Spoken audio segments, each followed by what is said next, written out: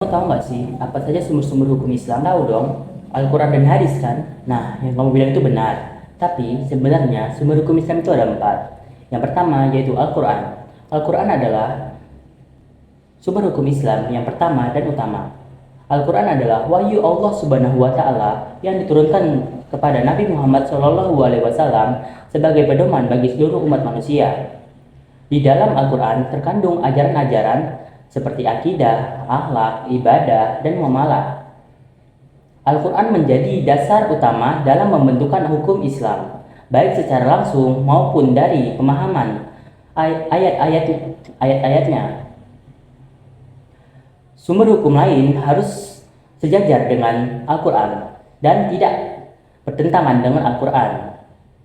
Nah, terus yang kedua apa? Nah, yang kedua adalah hadis. Hadis adalah sumber hukum Islam yang kedua setelah Al-Quran. Hadis adalah segala perkataan, perbuatan, serta ketetapan Nabi Muhammad SAW yang dijadikan sebagai pedoman untuk dalam memahami dan melaksanakan ajaran Islam.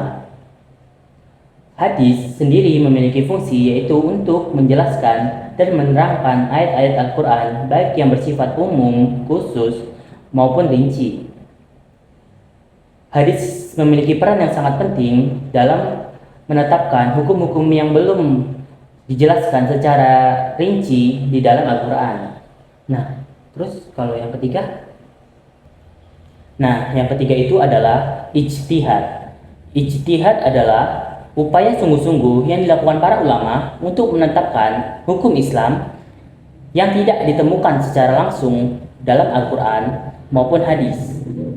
Ijtihad dilakukan dengan menggunakan akal, ilmu, dan juga kaidah-kaidah syariat yang benar. Tujuan ijtihad sendiri adalah agar hukum Islam tetap relevan terhadap perkembangan zaman dan kebutuhan umat. Ijtihad dapat berbentuk fatwa atau pendapat hukum. Nah, kalau yang keempat apa sih? Nah, yang keempat yaitu qiyas. Qiyas adalah bentuk dari ijtihad. Qiyas adalah membandingkan persoalan baru dengan kasus yang sudah dijelaskan hukumnya dalam Al-Quran maupun hadis yang karena alasan hukum yang sama. Misalnya, hukum minuman keras dapat kita bandingkan dengan hukum menggunakan narkoba karena keduanya memiliki kesamaan yaitu memabukkan dan merusak akal. Dengan demikian, qiyas dapat membantu untuk memberikan hukum sesuai dengan situasi yang terjadi pada saat ini dan tidak terjadi pada masa lalu. Oh, jadi begitu. Terima kasih ya atas penjelasannya. Ternyata hukum Islam itu tidak hanya Al-Quran dan hadis saja ya, karena perkembangan zaman ini ya kan.